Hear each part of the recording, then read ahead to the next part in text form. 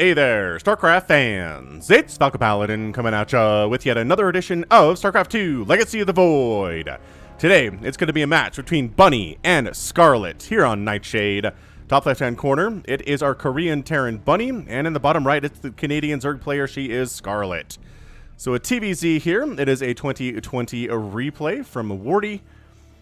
And let's go ahead and get right on into it here. And if you're seeing this and you're like, why is StarCraft 2 on the Brood War channel? I merged the channels. Again, I feel like the experiment splitting them off kind of failed, and I'm remerging them, and we'll see how this goes. I'm going to put all the StarCraft 2 stuff in its own playlist, so if you're not interested in StarCraft 2, then just don't go to that playlist. So 16, 18, 17 here from Scarlett. And one Rex expand here from Bunny. Overlord's counting, checking for proxies, is Scarlett. Remember Nightshade? With all of these like pink and purple plants everywhere. Visually interesting. Pretty darn good map. And third base is fairly easy to defend. This is a fairly narrow choke, and this is a very narrow choke. So we'll see how Bunny handles this TVZ facing off against Scarlett. Reaper on the way. This Reaper's name is... Wow, that's a long one. Hold on a second. I gotta pull up... Whew, gotta pull up the list. The list is here. There it is. Alright. Professor Reaper, aka the Creeper, tired of Marines flashing naked to Zerglings, Professor decides to bring an end to this madness. As he marched to the enemy territory, flashbacks struck him of that little boy Zergling story. What is happening right now? That's my comment. Adrenaline starts to pump inside, and he realizes that if his memory serves him right, he is the Terran himself. Responsible as he is, he places a burden on himself and says, "In shame and sorrow I will go." And he renamed himself the Creeper. So this guy's a criminal. Oh! He's blocking the third hatch! Oh, I've wanted Terrans to do this. Look, and the SCV's down here blocking this third base too. I'm telling you, I am telling you, I don't know why more Terrans don't pull this off. It really delays the Zerg's third for a long time, and I'm sure they hate it. But for whatever reason, they'd rather dance up here and maybe kill a Zergling or maybe two. I feel like the delay is so much better. Because look, Scarlett, floating minerals, can't get a third base down, is forced to spend money on other stuff here. I don't know what the other stuff is at the moment. But there you go. Finally going for the third at 3 minutes. A 30-second delay on the third base, I feel like is more damaging to the Zerg than losing a Zergling. I just do. I know. You might disagree, but this is where I stand on this right now. Anywho, 1-1 winning it is Bunny. Starport coming up at 3 minutes or so. Everything is on track. Reaper still running around. Doesn't have any kills, but you know what? The power of delaying the Zerg economy, I feel like, is better than killing two Zerglings. Uh-oh. Lings have speed. Run, Creeper! Oh, Creeper. Creeper's dead. Fare thee well, Creeper. You have killed yourself by putting yourself on the Reaper program, so... make of that what you will. Cloak Banshee, going to be the order of the day here from Bunny. Down the opener, pretty standard stuff. Not all the time, right? You'll see a Liberator sometimes. We'll see a lot of Hellions. I mean, you're going to see Hellions anyway, because what else are you going to do at this stage of the game? You're going to go for, like, a ton of Marines? Probably not. Actually, hold on a second. Yeah, Tech Lab, the barracks are not actually reactoring the factory. I thought for sure that's what we would see. Third Command Center getting started, I mean, sub 4 minutes, so it's pretty darn zippy. Zerglings get a Marine on this little weird counterattack, and no SCVs. The Hellions do end up saving the day there. Well done, Hellion boys. Roach Warren in production, going for the lair. Here is Scarlett. Third base is done. Queen on the way. Creep spreading. Scarlett's creep spread is always very, very good. That's one thing that she is excellent, excellent at. And this should be an excellent TVZ. I mean, we saw... Man, did you see Bunny versus Dream from GSL Season 1, 2021? That wasn't too long ago, honestly, but StarCraft Highlight channel had something about it. It was on the Africa Esports YouTube channel as well, if that's where you watch the GSL. But yeah, honestly, a fantastic game. Like, a really, really great game. I enjoyed it immensely. You should check it out. As far as TVT goes, it's fun. It makes me want to cast more TVT, to be honest with you, but TVT is, like, really, really unpopular on the channel, so not much I can do about that, unfortunately. I do try to cast it every once in a while, because I do like to get every matchup, every StarCraft matchup, no matter what it is. And TVT is definitely a StarCraft matchup. Oh, Changeling. Blah. It's interesting that the Changeling, even if it never actually turned into... Wait, maybe it did turn into a Marine, because, hang on. I'm curious, if you come up against... Oh, he did! Okay, okay. So you're half Marine, half Changeling, with arms and stuff. God, Changelings are so creepy. Of all the Zerg stuff, Changelings are like one of the ickiest things about them, I think. I say that as a Zerg main, but... Third base coming down here from Bunny. Super cool landing sounds. That's one thing that StarCraft has always gotten great, is the sound design. You probably agree with me. 16 lings on the way. Oh, we are slow walking the queens. I just thought we were spreading creep, but we are slow walking it. But there's a tank and Marine. All right, let's see how this works out for Scarlett. I don't feel great about it. I mean, do you want to go after the third base? Do you want to try... The high ground tank is just... Ow, ow, ow. Curls of Bile means the tank goes down with one more hit. Wow, Scarlett wants to win this thing right now, but there's another tank backing up. That one's harder to corrosive bile. Nice job on that supply depot, and Bunny is forced to lift off the third base. There's just too much down here for him to save it if it's on the ground. So he evacuates. A couple more supply depots are going to die. This is going to supply block Bunny. He's making more supply depots as a result to try to compensate. But, ooh, it's very close. 84 to 85. Jeez, and this one's burning down too. Changeling comes in to see what we're dealing with. The answer is a lot of Marines and 2 tanks, man. A lot of Marines and 2 tanks. Oh, SCP taking some hits. Dude, the supply block attempts here are awesome. That is the supply block. Scarlett on the aggression says, maybe that's good enough. We shut down the third base. I've got a third base of my own. It's running quite nicely. I've got 56 workers. It's only 47 for Bunny. And the third base is afraid to land. So I love it. I love this from Scarlett. She does go back home. Continues to make roaches, going for upgrades, actually for melee attack, which indicates we're probably going to see a lot of Banelings and Zerglings, and then probably Ultralisks if we get to that stage in this particular match. Alright, so Bunny going to go ahead and land the third. Infestation Pit on the way from Scarlett 2 now, which is just great. And Zergling's job, I think... Well, setting up to maybe go for a run-by into this third base if Bunny moves out onto this creep, which he is. There's still, I mean, still 3 tanks at home, though, and the Lings are going to go for it, though. They're like, all right, so that's a lot of Marines out there. Let's check to see if there's a base here. 1. Let's try to kill a couple things, too, but 2 tanks and a ton of Marines and Hellions are still here, so no. This group is just here to clear creep. They're not really here to kill anything else. So let's boost them the heck on out of there. No shame in that. Concussive Shell on the way from Bunny. Working on more Marauders and Siege Tanks to deal with this Roach Ravager stuff that Scarlett is going for, but... Yeah, that's 28 Banelings, or Lings on the way, soon to be Banelings, because Centrifugal Hooks is coming in. So we're going to see a transition here into Ling, Bane, something, maybe Ultra, as that Hive's coming in at 8 minutes. So I'm kind of liking this. I mean, again, Marauders and Ultras are both good against Ultras. Marauders and Tanks are both good against Ultras. So a heavier Marauder composition might not be too bad here for Bunny. Yeah, again, these guys are here to clear creep. They're not here to do anything else. They can't stand up to direct engagement with what Scarlett is rocking right now. 23 Banelings on the way. Centrifugal Hook's done. And yeah, your time of being able to be on the creep without absolute abject fear of death is over now. Like, you're just going to get caught. You're going to get caught if you try to come too far into the creep without that medevac support. Yeah, man. 2-2 getting started here for Scarlett. Really going to go for the Ultralisks here on Nightshade. We'll see if it works out. We will see if it works out for us here today. Scarlett, 4th base, coming in. Going to set up some static defense, as drops down in this location are very common on this particular map, and generally at that geographic location for any map. If you're kind of down along this bottom side, and a lot of airspace here, you're going to get dropped by a competent Terran. And we'll see. We'll see if Bunny goes for that at all. Man, Scarlett's just... My goodness. 3 Vipers, adrenal glands on the way.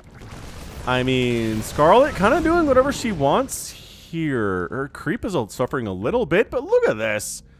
Even with all the tumors that have been killed, it is still pushing hard on all 3 lanes, pushing up to the Terran base, giving her a beautiful amounts of vision, giving her speed boosts wherever her ground Zerg units go, or ground Zunits, as they're called by the cool people, which is definitely not me. But Bunny, 180 supply, no slouch on the macro either, 3rd base, happily rolling, again, a little bit late, but, you know, better late than never. That's what I always say, and it is the Ultralisk Cavern coming up from Scarlett. Adrenal Glands 2, and this is just too much macro, I think, for Scarlett. 4 bases to 3.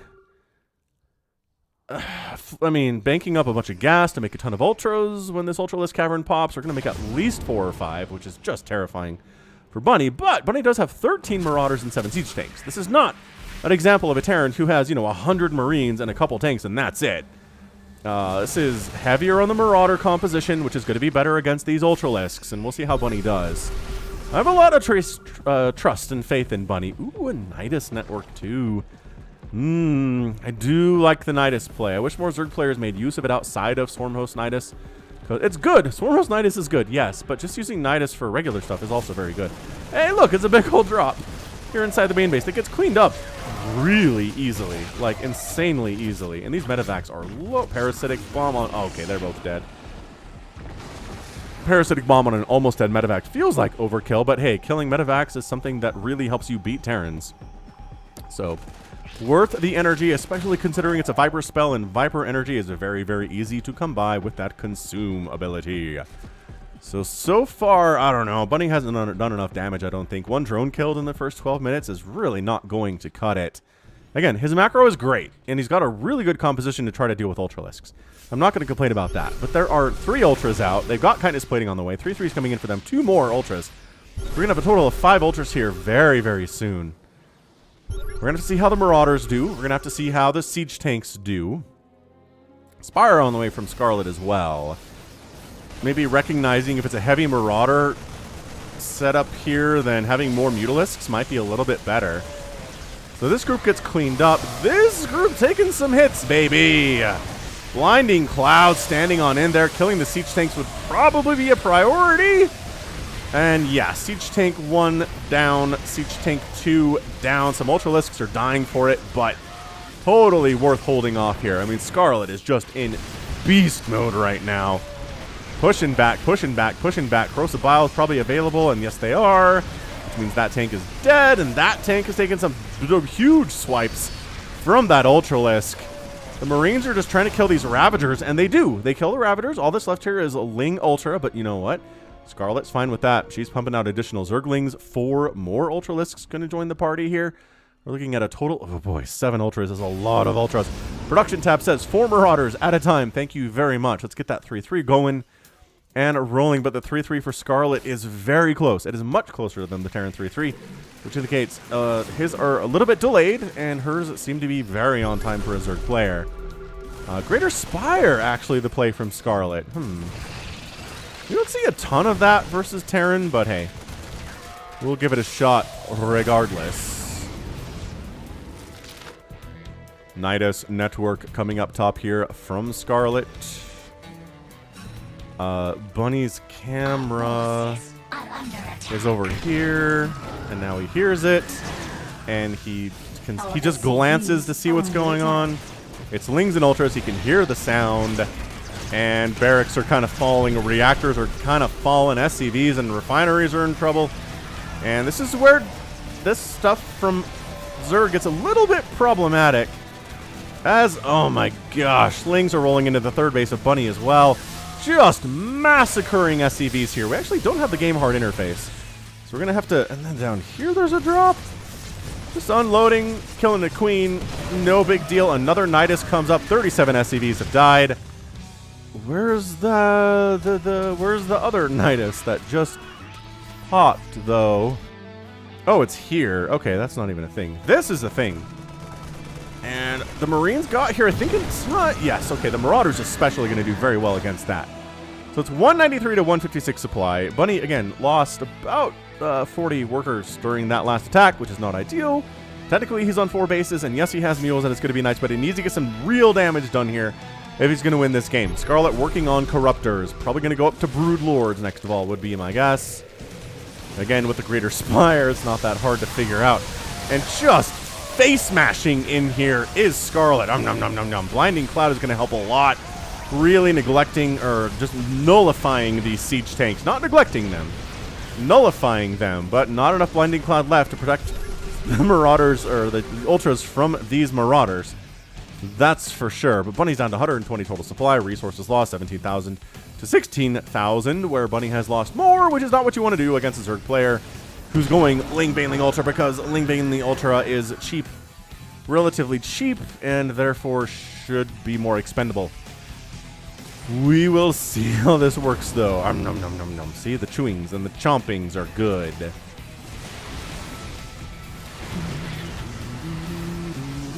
Corruptors here to help deal with Vipers, or rather the Vikings that are trying to kill the Vipers. Oh my gosh, Ling's into the third base again. Bunny, you need to protect this third base. This third base has been having a very difficult time today. These Marines are not enough to handle. Oh, this siege tank can't get surrounded. Okay, it's dead. Adrenal gland, fully upgraded Lings. Problematic, everybody. Extremely so. Lings, Banelings, Ultras. Raw. Boy, I don't know if Bunny can hold against all of this. It's a lot. Oh, Blinding Cloud, Parasitic Bomb over everything. Siege tank dead.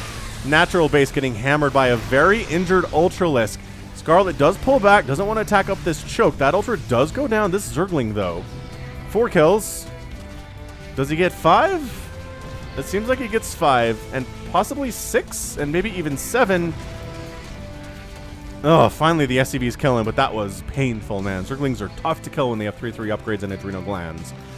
That's for sure. Scarlett expanding again. 1, 2, 3, 4, 5, 6th base. Over this way. This is as well as I've seen Scarlett play, I feel like, in some time. Like, she's good, but she won that IEM and looked incredibly good a few years ago and just hasn't really ever approached that since. So, I don't know. This is interesting. This is interesting to see the state that Scarlett is playing in here. Additional Broodlords on the way to add to the 4 that we have. So 1, 5 Broodlords. We don't go for a lot of Broodlords in this situation. You need some support. And there's just got to be so demoralizing for Bunny to be like, I've cleared creep out here 7 times. And there's always more creep. There was a Nidus Worm up here this whole time. Who knew? This Nidus Worm is here too. I mean, there's a creep tumor up here. Like, do you think he knows? I don't think Bunny knows there's a creep tumor up there. Ah, big attack to the south, though.